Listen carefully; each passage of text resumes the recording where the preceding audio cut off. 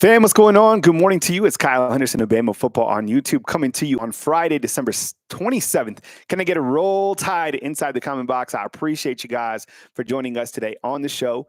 I hope that you had a wonderful Christmas with your family, and I hope that you're getting geared up for the upcoming bowl games and the playoff games. Got a great show lined up for you today on the program. Please let me know where you're watching from inside the comment box. Today on the show, we're going to put one of the rumors to bed. Okay, I've seen the Jalen Milroe to Oregon. All right, I saw it this morning. It was also from a site that had like Pete Carroll going back to the Seahawks and all sorts of other stuff. So we'll talk about that. We will talk about the Reliaquest Bowl today as Alabama has landed in Tampa. They landed yesterday as they gear up for their game against Michigan. We'll go over a couple different topics today, and we'll also hit on the fact that in the back end of the show, Jim Lagaria, who is the head basketball coach for Miami, he retired, and the reason he retired is basically because of the new world of college football. So all that and more coming up right here on Bama Football on YouTube. I appreciate you guys being here on the show. Lead off right here, Bama landing in Tampa, Florida. How you guys feeling about this game? I know I've asked you a couple of times about your excitement, right, going into the Reliaquest Bowl. I feel, and as I'm going to continue to say it, I feel this is a must-win game for the Alabama Crimson Tide. I really do. I know this is like a glorified exhibition game. These photos came in last night from the University of Alabama. How would you rate, on a scale of 1 to 10, the gear, the drip of these sweatsuits? Every single year, they kind of like debut new sweatsuits. I'm liking, you know what they've been going with is the old school Alabama logo. They've been kind of bringing that to life. You saw that with Alabama's basketball team. You see that with Alabama. I like these. See? I do. I like them too. I like the old school logo. Good morning to you, T. And good morning, everyone. Yeah, and good morning to everybody up inside the Undefeated. I appreciate you guys being here. Good morning to you. I hope that you are having a fantastic day. You got, working from left to right on your screen, you got Jahad Campbell going to the NFL.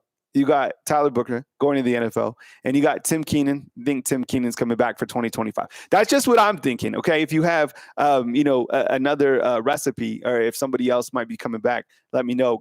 Damien, what's up, man? I appreciate you coming back. Wade's World Party Time, what's up, man? Appreciate you, Kevin. I see you inside the comment box. Good morning to you, Patriot Life. I appreciate you being here. Lisa Luck, what's going on? I appreciate you for being here as well this morning on Bama Football on YouTube. So look, there's a rumor. Okay, we put rumors to bed. We go over everything on Bama Football on YouTube.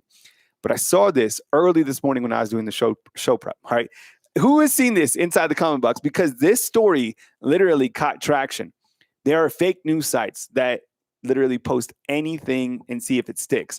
This one, I'm sure this one's getting millions of views. Okay, so this is the rumor. Okay, this is a rumor that Jalen Milroe is transferring from Alabama to Oregon, right, following the Reliaquest Bowl, and he will not be going in the NFL. This is completely fake news. But the site, I even saw it today, and if you just type in, you could do a little Google search. Just type in Jalen Milroe to Oregon, and it comes up. This is a fake news site. So if you're out there and you saw this and you're talking with your friends, put it to bed. Jalen Milroe. Do you see it? Yeah, AI is even showing, featuring it. It's the first thing that comes up this morning on AI. If you type it in, it comes out. Wow. Jalen Milroe is not going to Oregon. I think there's probably a little bit more truth, or a little bit more groundwork with it in terms of like a Quinn Ewers going from Texas to Oregon. I could see that happening, considering that they have Arch Manning. And look, Oregon has enough disposable income because of Phil Knight to be able to do whatever they wanted to, right, at Nike. But in terms of like looking at this is fake news. So if you're out there, I thought it was hilarious that it came up. Now, kind of looking at the NFL draft and mock drafts coming up for Jalen Milroe, where do you see, let me ask you this, and you can ask everybody inside the comment box, where do you feel, yes or no, that Jalen Milroe will be drafted in the first round? Type Y for yes, type N for no. All right. Sean, what's up, man? No, Jalen Milroe is not transferring. You know who said that he should was Damian Harris, the former Alabama running back, now analyst for CBS. He was like, look, he's not ready for the NFL. He should transfer and work on himself. That's why I think that fake news story is doing so well, that him going to Oregon, that's not going to be the case. I think what we see is after the Reliaquest Bowl that he declares for the NFL draft. All right. So everybody is saying no inside the comment box, which is interesting. And a lot of people saying, hell no. Okay. when you look at a couple different mock drafts, and you can start to see this. What's up? We got 331 up in the house. I appreciate you guys being here. Athlon Sports has them number 6 going to the Raiders. If you follow the Raiders, my goodness, do they need a quarterback, right? This one was Fox Sports has them going number 17 to the Seattle. Look, I don't know what the future is with Geno Smith, but look, they only scored 6 points. What was it, last night or the night before? But over the season, look, Geno Smith, he's a veteran quarterback. I don't know if you bring him in. They have too many weapons. It doesn't really fit their play style. I think the Raiders would make a little bit more sense, but I've seen Shedeur Sanders from Colorado also projected to the Raiders. USA Today also has him going to the Raiders, and then he's still Kuiper's third best quarterback after Shedeur. After Cam Ward, there's Jalen Milroe. In terms of Tyler Booker, and this is interesting because there's only 2 prospects right now that are slated to go in the first round for Alabama, which has not been the case throughout my time covering Alabama football. And I know over the last 15 years, this is uncommon just to have 2 guys projected. I would imagine that Jahad Campbell has a really strong showing in the combine, probably in this Reliaquest Bowl. I'm kind of shocked that I'm not seeing him more in the first round. If he slides to round 2, he's going to be an absolute steal for somebody. I'm talking about Jahad Campbell, but Tyler Booker looks like, the late rounds I've seen to Houston. I saw to the Detroit Lions, which would be amazing for him. I saw to the Ravens. So who knows? I don't know. But is there anyone else that you think would be a first round guy from Alabama from their current roster? Right? I mean, does this team really only have 2 first-round draft picks? I think Jahad Campbell is going to go first round. I think they'll be if Milroe goes in the first round, then they'll have 3 because Booker's going as well. So Booker, Campbell, and Jahad Campbell. That's just what I'm thinking right now. Hey, I appreciate you guys being here. Eli Rich is saying LT Overton going in the first round as well. I could see him going in the late round, right? That's a good addition. I appreciate it. Only going to do this one time on the show. I appreciate you guys being here. 351 up in the house. Please hit the thumbs up on this video. Helps the video's overall performance. I appreciate you guys sticking with us during our coverage while we're here in Santa Fe, New Mexico. It's been great. I mean, yesterday was absolutely freezing. I don't know if you've ever been to Santa Fe. I mentioned this yesterday on the show. 7,200 feet. Last night, T, we cold? It was a little cold. Yeah, it was a little cold last night, so I appreciate you. Max Tooney's talking about Keanu Hill. Like, who? So Keanu Hill, he's a tight end from BYU. I have not seen that he is committed to Alabama, but Max is feeling that, there's something going on with Keanu Hill and BYU. We're not going to cover that on this particular show, but we will cover that if news happens. Same things with anything regarding Peter Woods. But here is a name to know, okay? And I'm sure you've seen this out there already. This has been a name that Alabama has been targeting at the safety position for a little bit of time. I mean, maybe like a week or over a week. Corey Gordon Jr.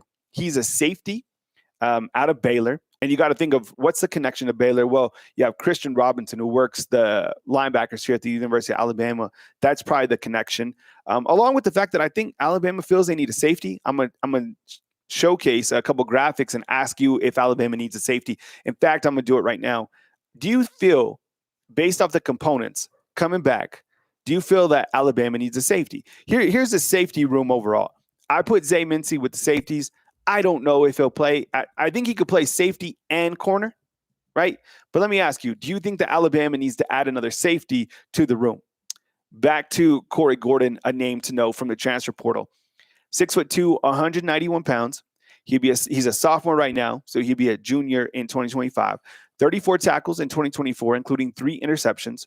Now, his coverage grade, a little bit low on Pro Football Focus. Again, that doesn't show the entire story, 58.5, but his tackle grade, 81.8. So he was targeted 26 times, allowed 17 receptions.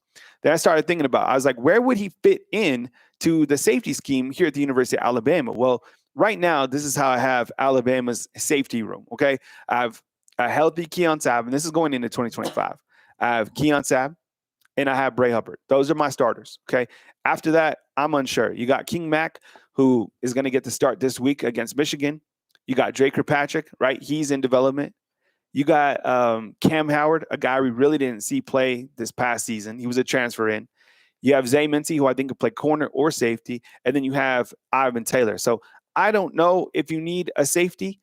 I feel good about Zay Mincy, Ivan Taylor. but maybe you need another vet to come into the room. What are people saying, T? It's pretty mixed. I think a lot of people think that we're pretty good there at that position, but some people say we need some or need a transfer. Maybe another guy that has a little bit more experience. As you know, as the season goes in the SEC, it's absolute grind. It's a gauntlet. So guys swap in, swap out. Injuries occur. I don't know. I mean, King Mac, we'll see how ready he is in just a couple days when Alabama takes on Michigan. But the name to know in terms of one of the guys that could come into the transfer portal before the 28th, which is tomorrow, right, would be Corey Gordon Jr. So stay close to your recruiting sites. I still feel that Alabama needs a right tackle. We've discussed that tons of time. Every single show we talk about that. And I think, you have to watch the teams that are currently playing in the bowl. Remember, after the playoff teams have played their bowl game or any single bowl, and if it's past the 28th, you have 5 additional days for those players to still hit the portal. Okay. So teams playing today, they have 5 more days added on top of that. Same thing with Alabama playing on the 31st. Teams that are playing in January in the championship game, same thing, right? So think about that. I mean, you play all the way to the championship game, and that's going to be interesting for those guys because if they want to transfer, think about how tough that is enrolling before spring football. Yeah, they have like a few days? I mean, no, not before spring football, but before the next semester starts. Right? Because you got to look at where you could go with the academic calendar. Yeah. Because when do most, universities start? I mean, is it past January 20th? It has to be. I think a lot of schools wait until their football team plays. That's why Coach was saying, it has to. Coach Saban was saying that it has to line up with the academic calendar. Yeah. Really confusing. But anyways, that's the name to know. I want to ask this as we kind of turn the page to the Reliaquest Bowl. Okay, you have Coach Kalen DeBoer taking on Sharon Moore head to head in a game where Alabama is favored by 12.5. I want to ask you from the jump, as Alabama has just scored its first touchdown, right? Landed in Tampa. Who do you think will score the first touchdown against Michigan? I have 3 options right here. If you have another option, if you think it's going to be a defensive touchdown or somebody else, post it inside the comment box. But T, if you could post that. Type A for Jalen Milroe, type B for Jan Miller, type C for Ryan Williams. Ryan Williams, as amazing as he did during the beginning of the season, it kind of like tapered off. And it was kind of exactly what Jamarcus Shepard said what would happen with Ryan Williams. He's like, he's not going to do that every single game. I would suspect you get a big game from Ryan Williams. He's the type of player that just, gravitates towards big things in big games. I think this is a big game, honestly, for branding purposes. Jan Miller is a guy who's now, and he was the featured back, but I could see him scoring the first touchdown. And then Jalen Milroe, of course, with all the production that he had on the offensive side. I could also see maybe Richard Young in there. Maybe a CJ Dupree catches a touchdown. Jeremy Bernard. Jeremy Bernard actually didn't score a lot of touchdowns this year. That's why I guess I didn't add him. Who are people saying, T, within the poll? I think most people think Milroe. Ooh, Robbie Oots is a good choice. Who are they saying? Milroe, 60%. Yeah, I think Milroe too. And that's the thing. You get inside the red zone with this team, it's not going to be a different style of offense against Michigan. It's going to be Jalen Milroe. All right, Kalen DeBoer going against Sharon Moore. And you look at the history of these two teams. They've only played 6 times, okay? Last year, I guess last season, everybody remembers Michigan beating Alabama 27-20, right? In the Rose Bowl. Before that, it was 2020 where Alabama beat Michigan in the Citrus Bowl. Before that, it was 2012, Alabama 41-14, and then they played in the Orange Bowl, Outback Bowl, Hall of Fame Bowl back in 1988. So not a lot of volume between the two teams, but they have played 6 times since 1988. I feel, considering the brands of these two teams, it's a game that has a lot of magnitude for a lot of different reasons. When you look at ESPN, they feel that Alabama is going to win this game significantly. We've seen this rat poison board before. Alabama is favored by 12 in this game. Let me ask you inside the comment box right now, who thinks Alabama wins this game by more than 2 touchdowns? Who thinks Alabama wins by more than 2 touchdowns? Do they? Type Y for yes inside the comment box. Type N for no. I think so. I think Alabama. No, let me tell you. Someone's saying no. A lot of no's. I think this is why I think yes, though. Okay, just hear me out.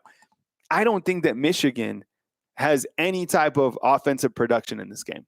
Now, I think I said that same thing against Oklahoma. You did, yeah. Right? Yeah. And I still get notifications on our Facebook page from Oklahoma fans saying how wrong. Like someone yesterday came on the Facebook page and they're like, "Man, you were so wrong." And I was like, "You were right. Merry Christmas." Because I never would have thought in my wildest dreams that Alabama would have been held to 3 points. I don't think many people thought that. I know. So that's why I said it. See, and I think JJ RMFT inside the comment box is exactly right. In considering that they are unpredictable, you have all the main players still playing, right?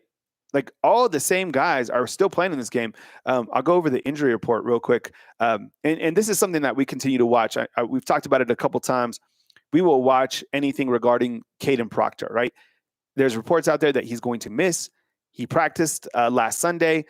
I think Alabama practices today, so we'll continue to find out the type of movement with Caden Proctor, and we'll keep you posted. Here's the overall injury report going into the Reliaquest Bowl. T, can you read this out? You starting with Amari Jefferson up top. Yeah. All right, so while you get there, I got Amari Jefferson, all right? Wide receiver, didn't play a lot. I don't even know what his injury is. Bubba Hampton, another guy that was injured he was actually injured in December.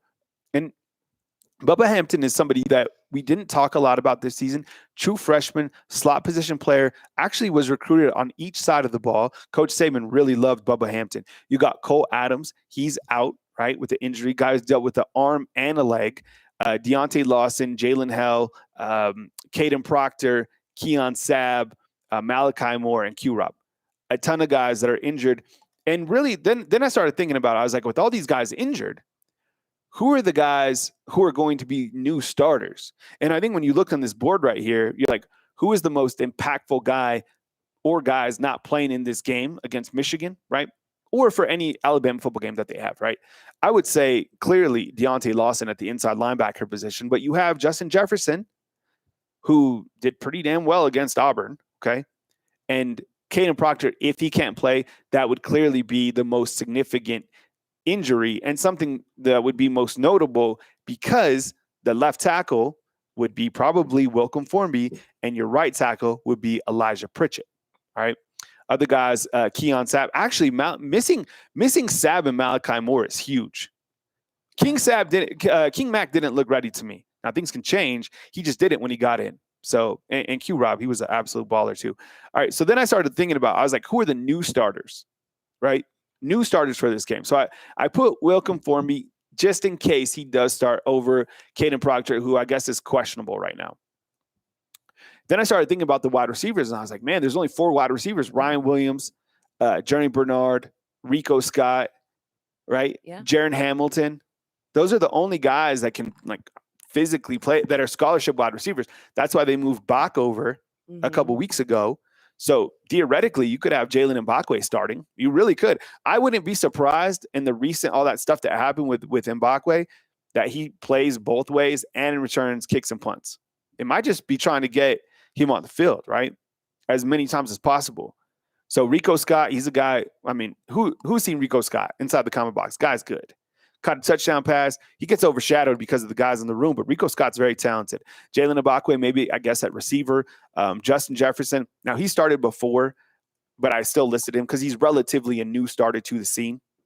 And then think about this. You're also going to have the secondary. If Michigan could throw the football and they wanted to, I don't know if they will, it could be kind of interesting, right? Because you're missing your 2 starting safeties, Malachi Moore and Keon Sabb, and you're also missing a Husky position player in Devontae Smith. So you have 3 new starters in this game on the defensive side in the secondary, right? Bray Hubbard, right? You have King Mack, I would imagine. And then I guess Red Morgan at the Husky position. Or they put Deshaun Jones at the Husky position and kind of rotate how they did with Devontae Smith. I don't know. But that's what it looks like the new starters versus Michigan. Does everybody agree with that? Is there any other starter that I missed? I don't think I did. I mean, it wasn't complicated to kind of look over, right? So that's what it's looking like for the new starters. Plus, that's a nice photo of Bray Charlie Hubbard. saying Zay, no Zay. Look, I don't know if Zay will start at safety. I don't think he'd start at corner, right? And I guess Husky, but I didn't really see him play too much Husky. The one time I did see Zay going in, he got cooked just like all these other freshmen did at one point or another. But maybe Zay at that safety position, I don't know. Maybe that's the other safety. Maybe it's Zay and maybe it's Bray Hubbard. I don't know. I guess we'll have to see. I started thinking about this. When we started to look to Alabama's schedule in 2025, I did this with the coaches and I did this with the quarterbacks. I thought it was kind of cool to break down. I've said this before, and we talked about this recently, that we feel Alabama's schedule in 2025 will be more challenging than in 2024. I think this schedule was hard this year. I think next year will be harder. So then I started thinking about it. I was like, who are the head coaches that Alabama is going against? This is what Greg Byrne and Coach Saban wanted when they built these schedules. And as I explained many different times, they felt that a strength of schedule would help them get in the playoffs. That is not the case. Until the playoff expand, which I think it will, to 14 teams eventually, and then 16, and then whatever else, this is a gauntlet. Look at the head coaches on here. Now, Mike Norvell, I get it. They had a down year. We'll talk about the quarterbacks next, but their new offensive coordinator is Gus Malzahn. Gus Malzahn beaten Coach Saban a couple different times. He has a new quarterback coming in, right? Wisconsin, led by Luke Fickell. Who doesn't respect Luke Fickell? Wisconsin just isn't it. But Luke Fickell's a hell of a coach. Then you got Kirby Smart, Clark Lee of Vanderbilt, right? Two coaches, that definitely want to beat Alabama, have the talent to beat Alabama. Vanderbilt did just this past season. Eli Drinkwitz. He reminds me of the coach for the Miami Dolphins. They're kind of very similar to me. Then you have Josh Heupel, who I think is the perfect. Who would have thought that out of all the coaches in the world, he would have been the best coach for Tennessee? Shane Beamer, right? Brian Kelly, Brett Venables. You got Eastern Illinois, and you got Hugh Freeze. Those are some tough coaches to coach against. Yeah. Right. The last one, that back part where you start getting into Georgia and then kind of down. That's a tough schedule, man. And then I started thinking about, I was like, well, who are the quarterbacks, right?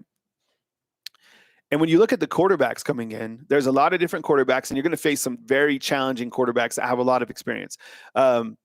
Thomas Castellanos, if you've seen him from Boston College, he transferred to Florida State. And I think he had some connections with Gus Malzahn, if I'm not mistaken, before he committed to Boston College. This guy, I was watching some film on him yesterday.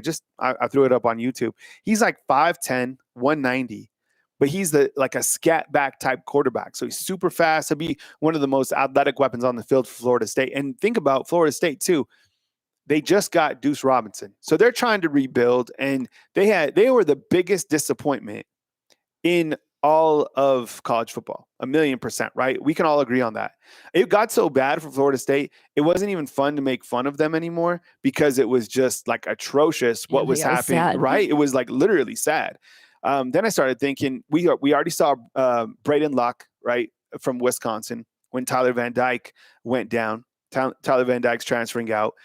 Georgia, I would imagine it's this Gunnar Stockton who's going to start in the playoffs, or Jaden Rashada. Remember, Jaden Rashada has that huge, I guess, lawsuit against Florida. But maybe he emerges as the quarterback for next year. You have Diego Pavia, who fought for the extra year against the NCAA and won, right? You have the Missouri's new quarterback is from Penn State, right? So he is getting paid. He was the backup. Remember, James Franklin was talking about his backup quarterback. He just transferred. He should be in the playoffs. He should be the backup quarterback right now. Bo, how would you say his last name, T? Pribola? Pribola. So Penn State's backup quarterback. This is how messed up the system is. He wanted to be with his team in the playoffs, okay, these next couple of days.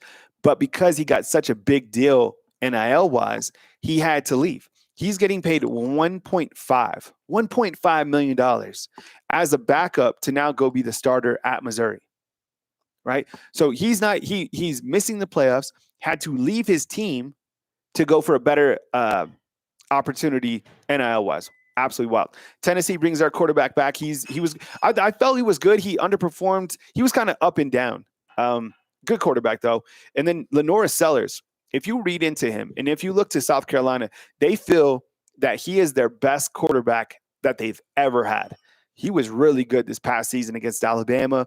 He was good all season. He was really talented. So him coming back, he just signed a new deal as well. I think he's making like 2.5. And it's interesting to see these quarterbacks. What you see is Lenore Seller, he's not coming back. He re-signed with the university. Like he's redoing his contract deals. Interesting. There's no more just coming back because of like the spirit of the team. Yeah, no, he wants to get paid more. Well, of course, yeah. So these guys are now restructuring their deals to come back. So Lenore, look at all these quarterbacks you're dealing with, right? Look at these names. I'm telling you, you have Garrett Nussmeier. He's coming back. I was wondering if he would go to the NFL, but he's coming back because of what happened with Bryce Underwood. So Bryce Underwood was committed to LSU, the number one prospect in the class of 2025 at quarterback. He transferred to Michigan or flipped, and now Garrett Nussmeier was able to get a new deal with LSU. Wild. John Mateer, this guy from Oklahoma, I mentioned him. He's the number one player in the transfer portal. Number one player in the transfer portal, got a huge deal with Oklahoma. Look at all these quarterbacks that Alabama's going up against, right? And then at the back end, you have Jackson Arnold, and you remember his name too, right? He was at Oklahoma, now at Auburn. Jeff agrees with me inside the comment box. Who has seen this John Mateer play? Baller. And when you look to these guys, most of these guys on this list have experience. I think all of them do. I don't know too much about Eastern Illinois quarterback Kevin Conway, and I don't know too much about Louisiana Monroe's quarterback. I know that General Booty, right, one of the better General Booty. That's a great name. He's gone, so I don't know anything about those two quarterbacks. But everybody else, I mean, has experience. When you look to Alabama's quarterback room, while we feel good about the quarterback room, none of those guys has started a game, right? I don't think Ty started during his career. I mean, he came in and played relief against South Florida and played some opportunities, but he hadn't started. But yeah, those are some hell of a quarterbacks that you're battling, 100%. And everybody's loading up. And I think it was Nebraska's head football coach that said, if you want a great quarterback from the transfer portal, it's going to cost you like 2.5. So Missouri paying 1.5 for theirs kind of shows you where things are at. 1.5, 2.5. I don't even know how much Milroe is getting right now from the university. I would imagine like 2.5 or something like that, just base, and then his own NIL opportunities based on what other deals he has. So that's just kind of the world that we live in. All right. You look to the bowl games and the playoff games. Okay. So is there which playoff game are you most interested in coming up next week? Is it Penn State, Boise? Could you add that, T? Which bowl game? Is it Boise versus Penn State, Texas versus Arizona State, Ohio State versus Oregon, or Notre Dame versus Georgia? I think when I look to kind of the interest level of these matchups, I feel that the most intriguing game to me, like the game I definitely want to watch, like I'm like, damn, that's a good game, is Oregon and Ohio State. I'm not too interested about these other ones. Maybe Notre Dame, Georgia, just because Georgia doesn't have their quarterback. Oregon has already played Ohio State earlier this year. It was a pretty good game. Oregon won. The game was back in Eugene. I think Texas versus Arizona State, that will be a beatdown. I really do. Arizona State's a good football team for what they are in the conference that they're in. They're not ready for Texas, okay? And Boise State, I can see Penn State has been playing better. I have to give them a little bit more credit. But I think Boise State, for whatever reason, I just feel that they'll play Penn State a little bit closer. Just because they have that, hate me, dog me, like the underdog mentality. What is everybody saying inside the comment box, T? It's kind of a mix between Ohio State, Oregon, and Notre Dame, Georgia. I don't think anybody cares about the other two. And I'll be curious to see the ratings. Looking at the TV ratings from the first round of the playoffs, I think they were rather high, higher than I thought they'd be. All of them were like 9 million and above. So people were tuned in. But these games, the ratings will be good again because people want to see if they're really going to be beatdowns between Arizona State and Texas, right? I mean, they want to see that. Darren Jenkins is saying Boise State may upset Penn State. There's no way. I don't think that happens, but like I was saying, Boise State will play better than you think they're going to. Sometimes these teams from the Mountain West, they do that. It's common for this point in time, but I don't think they have the overall horses to like win the thing. Okay, Texas wins, Georgia wins. That game actually, you see Notre Dame is 53% favorite to win this game on ESPN's metrics. I feel that game might be close as well. In fact, I think Georgia's favored by like 1.5. Correct me if I'm wrong, Jarvis, inside the comment box. And then this other game, Ohio State and Oregon, I think there'll be a lot of points. Ryan Day, I felt that he did a great job coaching up his team against Tennessee, and here's why. A lot of people, I think, lost kind of faith in Ohio State, felt that they were pretending when they lost to Michigan. And we're talking a lot about Ryan Day. This is a guy that has been known. He can't beat Michigan. He doesn't win the big game. He was able to get his team really locked in. They looked like the best overall team out of the teams that played in the playoffs in the first round. They have all the weapons. They have a wide receiver who's just a little bit less talented. I don't know.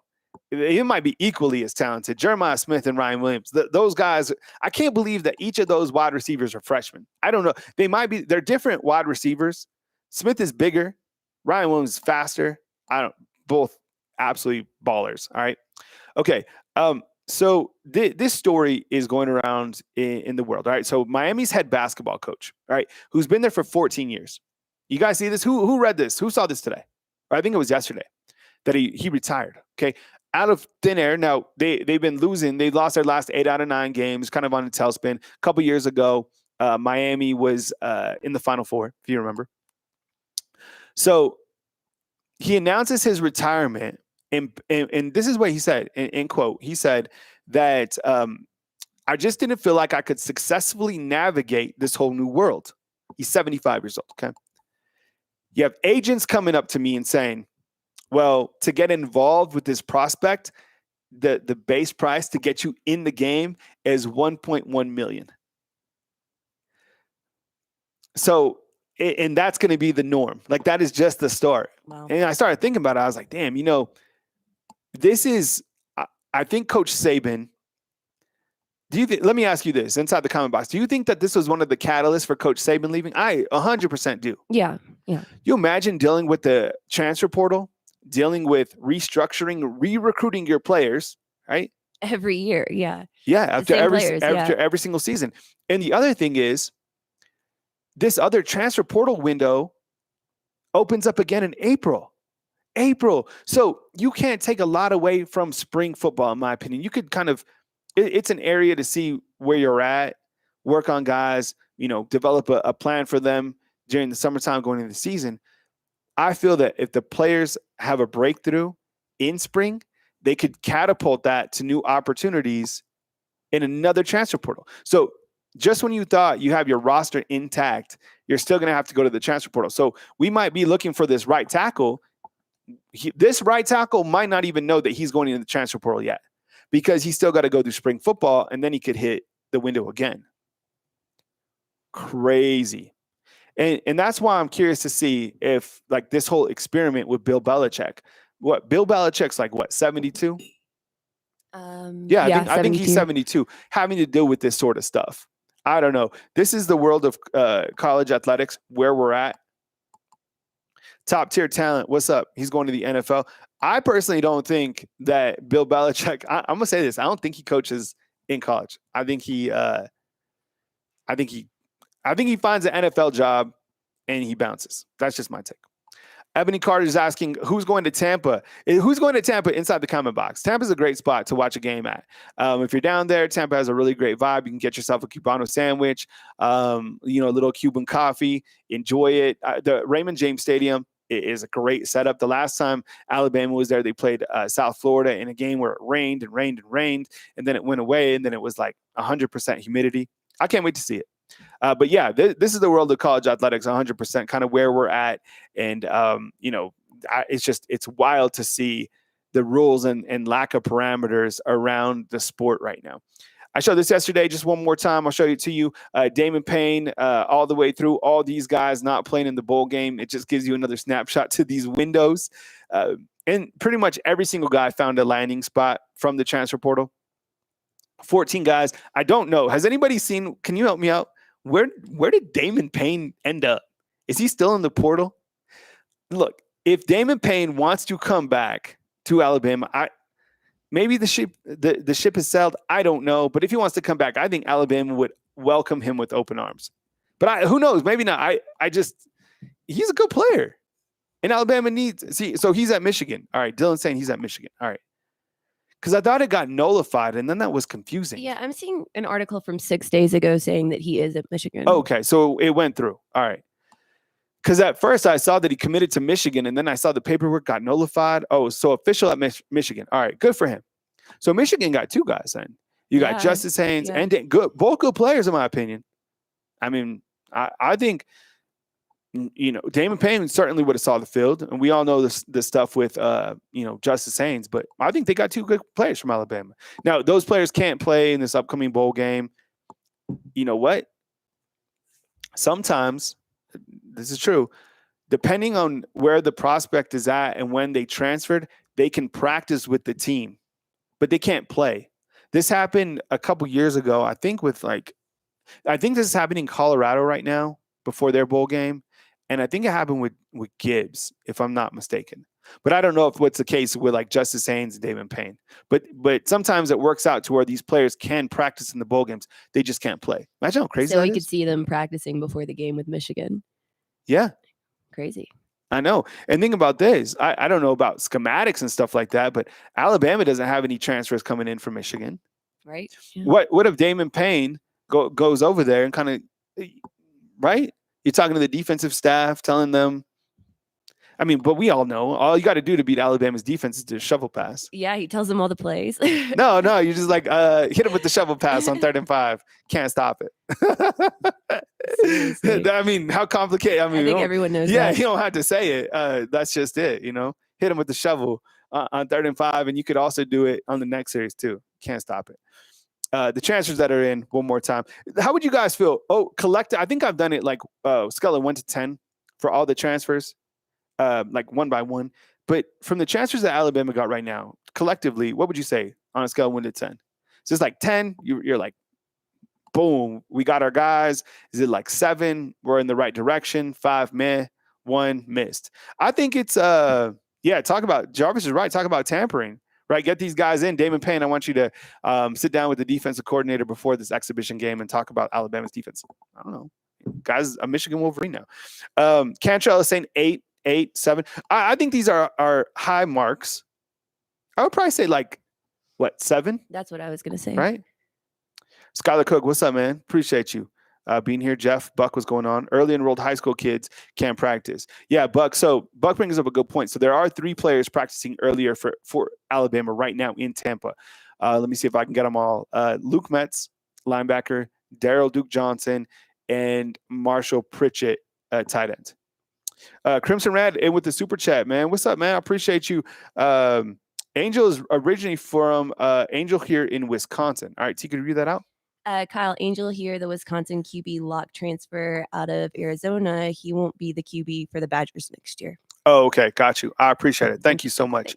So I guess we have to look to who will be the quarterback for Wisconsin. I appreciate that. Love their coach. I just think I felt that he should have went somewhere else other than Wisconsin for whatever reason. Like, I've never feared Wisconsin. I knew that Alabama would beat the brakes off them. I appreciate the super chat. Thanks for being here. Kevin's on the Peloton bike right now and listening to the show, man. I appreciate it, man. Keep up the grind. Yeah, get the Friday grinding, man. That's absolutely it. Dylan inside the comment box. Can we read out his comment, T? Yeah. Dylan. He says, man tiptoe Haynes. Why does he have you guys held up? People were hyping him up. He looked great on the tape workouts, but hesitated in the hole. Watch Young when he gets the ball. It's kind of the curious case of Justice Haynes. We're never going to know how good he is until he has opportunities. I think you bring up a great point, Dylan. On the field, like his footwork and like what we saw at practice, it looked exceptional. he had the best footwork in the running back room, 100%. Now, did that translate to the field? I guess you could argue not necessarily. I think the one time I felt like I was really excited about Justice Haynes, the most I was 2 times. Number one was against Michigan in the Rose Bowl when he came in that second half, and I was like, oh, here we go. Because he was the starting running back in that second half against Michigan.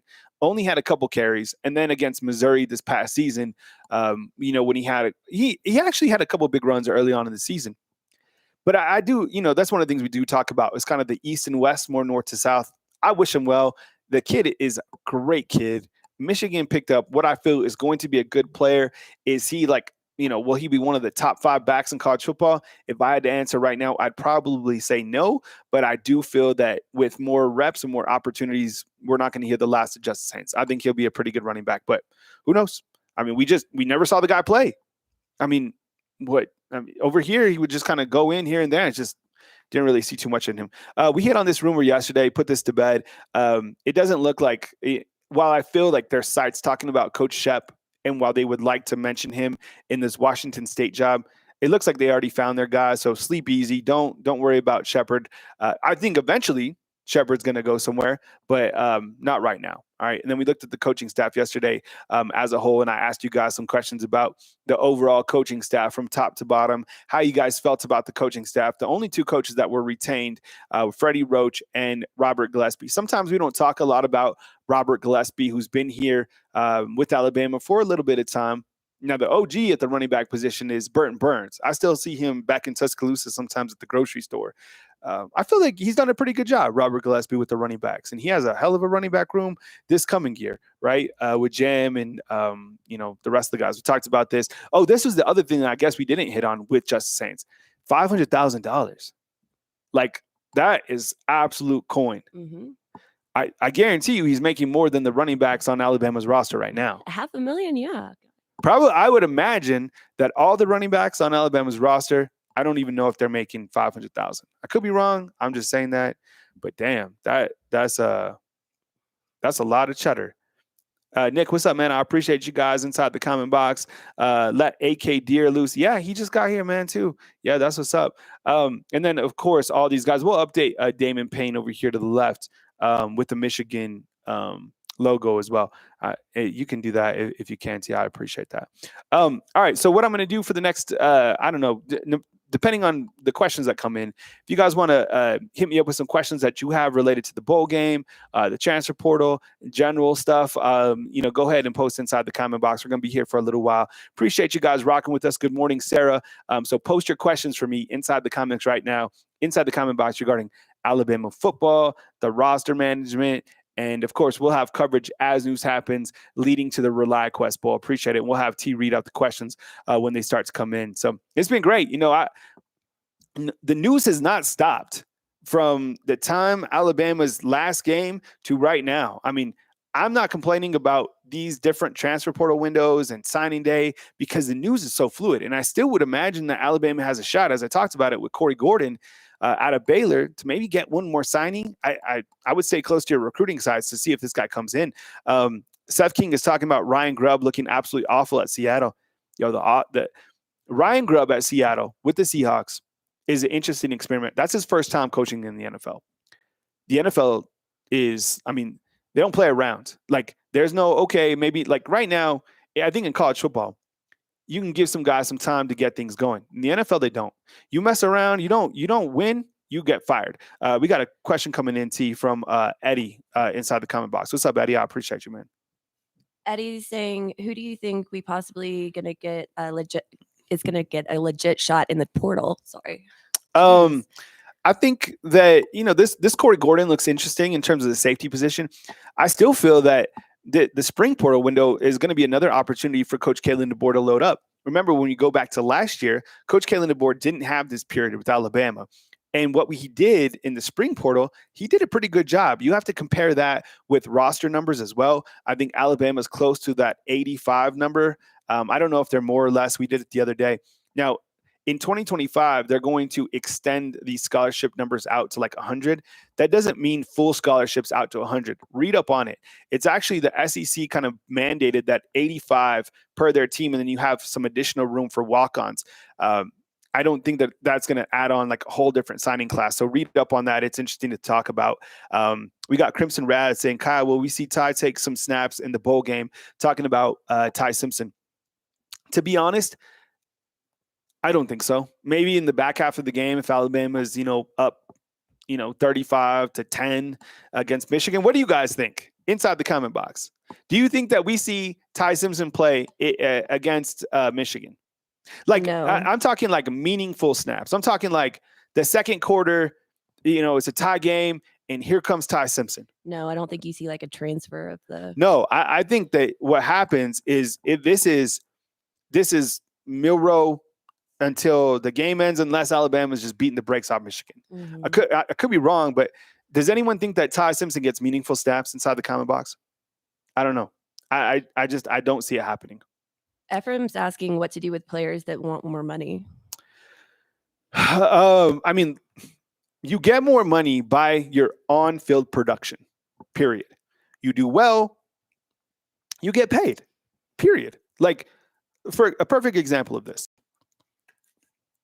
a perfect example of somebody who gets paid more is based on their own merits. What they did, make NIL what it is, it like paid off your name, like sign a deal with like BMW, whatever. But if you want to get paid from the university more from, Yale, Alabama, whatever, make it incentivized. And I don't know, how that works, but you catch for 1,000 yards, here's a $25,000 bonus. You graduate, here's a $200,000 bonus. You get your master's degree, $250,000 additional bonus. So like making incentivized for staying here.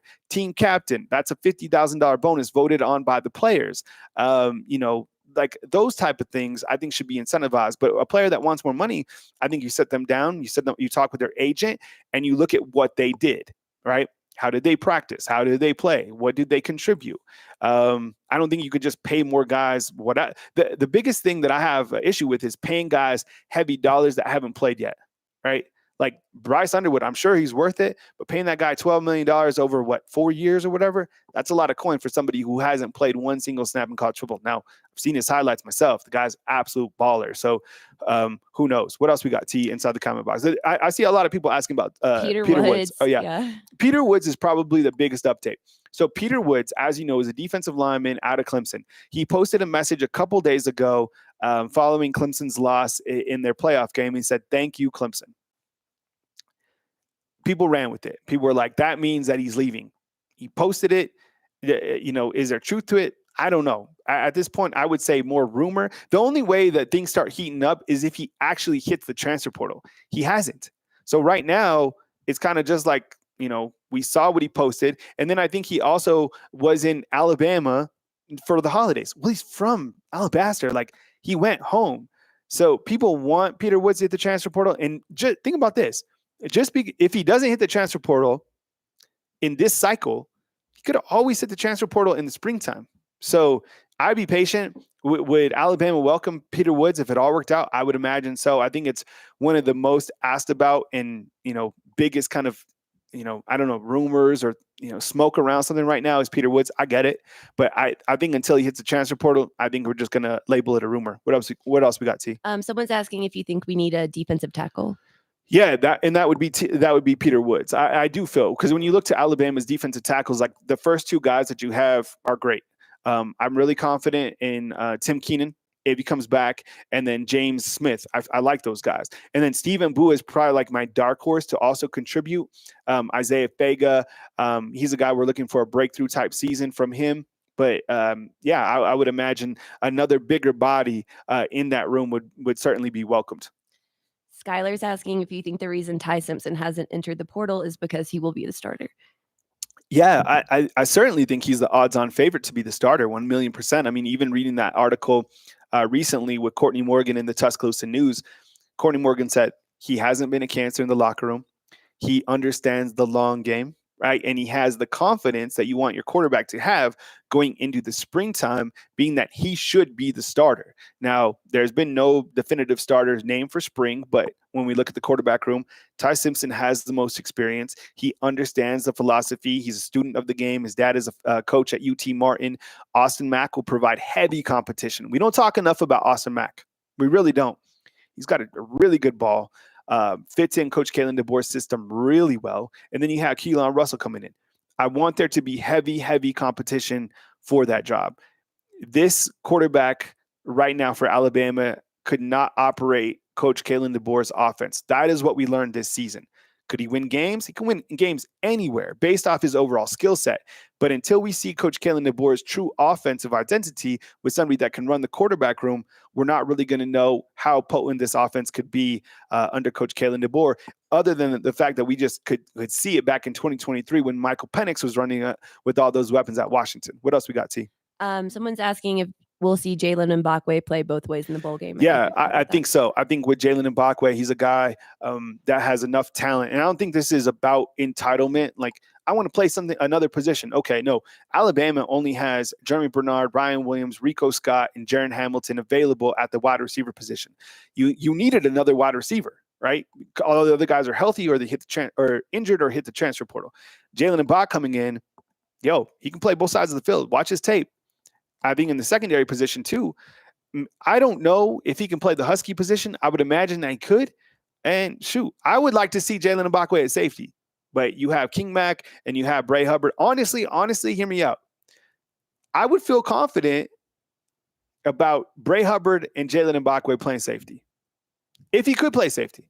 But I would imagine it's King Mack and Bray as your starters at the safety spot. But yeah, I think he'll play wide receiver, defensive back. I think he'll return kicks. And if Ryan Williams isn't returning punts, then it'll be Jalen Mbakwe. Any ideas on LT Overton coming back or going to the NFL? Oh, I think he's going to the NFL. LT Overton, you look at the transfers that came in under Coach Kalen DeBoer. LT Overton was somebody that came in from Texas A&M. Coach Kane Womack earlier in the season, before the season even started, called him a 288-pound ass kicker. And that's exactly what he was. I think out of all the hard hits that Alabama had on defense, like the top 5, he probably had 2 of them. I think of the hit that he put on Wisconsin's quarterback. He's a player that has a great motor. Now, he can come back, but I think because Kelby Collins committed to Alabama from Florida, right, the transfer in, at that bandit position, I think that tells us that LT Overton will be going to the NFL. Any chance Malik Benson comes back? I saw Malik Benson. So there's a lot of guys that have hit the transfer portal that were at another school and hit the transfer portal. A couple guys recently that went to Florida State, hit the transfer portal. Sean Murphy, remember him? And then Malik Benson, he was a wide receiver, went to Florida State. You know what? I felt that Roydell Williams and Malik Benson were probably 2 of Florida State's best players. I didn't see 2. I don't know. I didn't follow Earl Little. I don't know how he did. I guess he's staying over there. Look, Malik Benson was a good receiver. I honestly think he was good. Will he come back? I haven't heard that. That would be crazy. Has there been a player yet in the transfer portal that has gone somewhere, played somewhere else, and then came back? I'm sure it's happened. Right? I would love for that. Look, Malik Benson's a good football player. I think he's a good wide receiver. I haven't heard anything in terms of like him coming back to Alabama, but considering the Alabama, and I don't think they will because Alabama's room is already so loaded at wide receiver, but that would be crazy if he went somewhere else and then came back home and was like, yo, look, I'm telling everybody right now, the grass is not greener on the other side. Okay. I'm telling you, he'd be like, all right, I have a message to the entire team. I went to the other side and the grass was not greener. I'm coming back home. What else you got, T? Any update on when Milroe will announce his decision? I think right after the bowl game. I think he has a couple, like a week. I think they have up until January 14th, if I'm not mistaken, to announce if they're going to the NFL. But I think a lot of the decisions will come shortly after the bowl game. So I'm saying, didn't Stetson Bennett do that? I don't know. Did Stetson Bennett go and then come back? I don't know. That would be crazy, if somebody does that. I feel that I don't understand. This is what I don't understand about Jalen Milroe. I'm just talking openly here. If he's so set on going to the NFL, and we know that, then why hasn't he already announced? But then, okay, and I get that, but nobody's announced. And maybe they just want, and I think Milroe said, I just want to keep it focused on the bowl game, which I can respect because, look, you're only looking at the next game, right? when you start thinking about the NFL, then people are going to question your motives in the bowl game. Be like, oh, you weren't locked in because you were thinking about the NFL. Maybe that's the mindset. Mm-hmm. And maybe that's the mindset with that rest of the room. Maybe that's why you haven't had one player, not even Tyler Booker, who's a sure shot NFL guy, announced either, right? So maybe that's why, which I respect, actually. Yeah. Because these guys could have announced, but I think the other thing is, too, let's just say, I mean, that he doesn't, either he has a great game against Michigan, or it could work both ways, right? Because let's face it, he didn't end the year on the best note, Milroe. Mm-hmm. But what if he throws like 4 touchdowns in this game? Draft stock goes up. Throws 3 interceptions. Draft stock goes down, right? This team has been all over, this entire season. Milroe is erratic as well. Anything else, T? Anything else from you guys inside the comment box? Chase is asking, has the ship sailed on Casey Concepcion, or are we still in it for him? I feel like that ship has sailed. I do. I told you back when we were talking about Casey, and Casey would be a wonderful addition. But I feel like the wide receiver room is talented enough to where it's not that big of a loss. He would have been a welcome addition. That guy is an absolute baller. Whoever gets him, has anybody seen an update on KC? I haven't even seen an update, but I don't think he's coming to Bama. You got Isaiah Horton in. You got Ryan Williams, Jeremy Bernard, Jalen Hell, healthy Cole Adams, Mbakwe, yeah. Jalen Mbakwe, right? Jaron Hamilton, Rico Scott, Amari Jefferson, Derek Meadows, Latsier Brooks. Wow, I probably left off a guy. It's just that's it. Seth King is saying on 3 has Bama favored over Casey. Sometimes on those RPM forecasts, not all the guys have submitted predictions. So sometimes, for example, it might be like one recruiting guy has put in a prediction for Casey Concepcion, but until you see like a Tim Watts or like an Andrew Bone, one of these mega stars, that should be working for ESPN, to be quite honest. Until those guys start like putting in like a Steve Whitfunk, that's a guy. But I haven't seen any of those guys really make announcements on Casey. I'm interested as well. Casey's an absolute baller. What else we got, T? So this is interesting. Ephraim's asking, what if Bama goes independent? Could they survive? Like Notre Dame? That was my suggestion was this. It's far out. But simple, we're just openly talking here, okay? What if Alabama dropped out of the SEC, forfeited their $1 million of money with ABC? You go independent and you link up with NBC, who has Notre Dame, and you're like, we will play a doubleheader with Notre Dame throughout the entire season. Ratings on NBC would go through the roof. Alabama could keep Auburn at the back end of your schedule, keep a Wisconsin, but schedule exactly what the committee wants them to do. All these cream puffs, right? Eastern Illinois, you throw in like a Rice, you play a UNLV just to beat a Mountain West team. You play at Iowa State. You do exactly what Notre Dame has done, because Notre Dame found the loophole. They don't want to join. Because think about this. Notre Dame figured out they don't have to be part of the SEC because they got the TV money from NBC. They don't have to be in a conference. That's why they don't have to be in a conference. And they don't have to deal with the gauntlet of playing a weekly SEC schedule.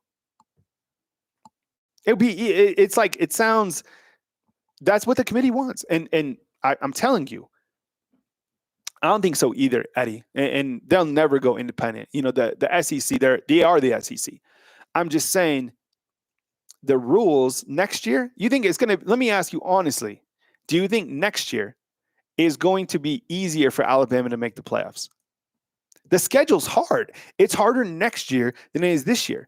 I want a tough schedule. I want the team to be battle tested. That's what makes a good team. If you played competitive sports, and that's why the NFL is like all the teams are pretty much equal. But,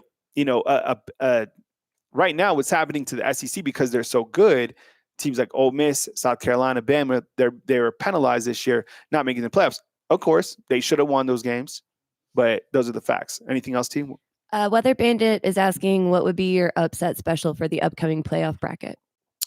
Maybe like Boise State beating Penn State, something like that. I don't think it'll happen, but Penn State, James Franklin, it's a good team. I've been hard on them, what would be like the most shocking thing in the world would be Arizona State beating Texas. Oh my God. Could you imagine that? That'd be insane. I guess Notre Dame beating Georgia. Georgia doesn't have their quarterback. I think people are starting to like Notre Dame a little bit in this game. Now, while Notre Dame, it's easy for Notre Dame to string games consecutively when they have time to prepare, but there's no way that Notre Dame could play an SEC schedule, 100%. Oregon, Ohio State, nothing's going to surprise me in that game. Though I guess the only thing would surprise me is like if Oregon beats Ohio State, like, 35-10, I think it'll be very tight. But I don't know if I had to like pick a upset special, I might take Boise to beat Penn State. I don't know. That just standing out to me. So, Ebony Carter's like AZ will be lit if they won. Yeah, I don't think they have the horses to run with Texas, and I think Steve Sarkisian's on a mission.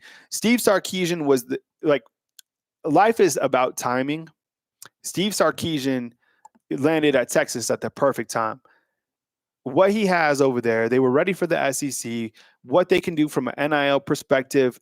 He's a quality coach. He can get the assistant coaches that he wants. He's got the players. He's got Arch Manning coming up. That's why I think, like, if you're looking at rumors, maybe look at Quinn Ewers, maybe transferring somewhere else after they are done with the playoffs. That would be something that I watch because I think it's the people have spoken. They like Quinn and what he's done, but I think overall Texas wants Arch Manning as their quarterback.